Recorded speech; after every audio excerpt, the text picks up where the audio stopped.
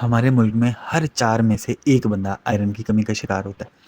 ख़वातीन में ये मिकदार वैसे ही बहुत ज़्यादा बढ़ जाती है। 40% ख़वातीन आयरन की कमी का शिकार होती हैं। आयरन की कमी की वजह से एनीमिया का शिकार हो जाती हैं। चक्कर आना, सांस फूलना, आंखों के आगे अंधेरा आ जाना, घुटने से नीचे टांगों में बेचैनी होना, ये तीनों चारों अलामात आयरन डेफिशिएंसी एनीमिया की टॉप ऑफ द लिस्ट अलामात है। और फिर आंखों का पीलापन और जिल्द का पीलापन, ये तो फिर बहुत ही कॉमन चीज़ें होती हैं ना, ये तो हमें देखते ही अंदाज़ा हो जाता है। ठीक है, अब अगर हम कोई ऐसा सप्लीमेंट लेते हैं जिसमें आयरन की मिकदार ज़्यादा है, तो आयरन हमारे अंदर फाइब्रोसिस पैदा करता है। ज़्यादा मिकदार में आयरन लेना नुकसानदेह होता है, सेफ नहीं होता।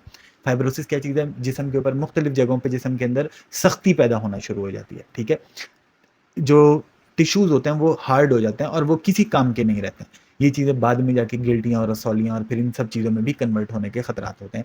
तो आयरन को हमने बहुत ही ध्यान से इस्तेमाल करना होता है। मेरे तजर्बे में सबसे बेस्ट आयरन होम्योपैथिक का फेरम फॉस है। होम्योपैथिक हमेशा बैलेंस क्रिएट करती है बॉडी में। कोई भी उसकी ज़्यादा मिकदार भी अगर हम लंबे अरसे तक इस्तेमाल करते हैं तो भी ये बैलेंस क्रिएट करेगी। ये आयरन को बढ़ने नहीं देगी, आयरन को घटने नहीं देगी। ठीक है, जिन लोगों का आयरन ज़्यादा है बॉडी के अंदर वो भी ये इस्तेमाल करते हैं, जिनका कम है वो भी ये इस्तेमाल करते हैं, क्योंकि होम्योपैथी आयरन को बैलेंस आउट करती है। फेरम फॉस 6x की टैबलेट्स इंतहाई इफेक्टिव होती हैं, इंतहाई इफेक्टिव होती हैं। प्लस इसके साथ फिर हम सिम्टम्स के हिसाब से देख लेते हैं कि कौन से मिनरल्स विटामिन्स की और कमी हो रही है, साथ वो ऐड कर दिया जाता है। क्या हमारा लीवर डिसऑर्डर है उसको ठीक कर लिया जाता है, हाजमा बेहतर कर लेते हैं। बस इस तरह की चीज़ें डाइट के अंदर।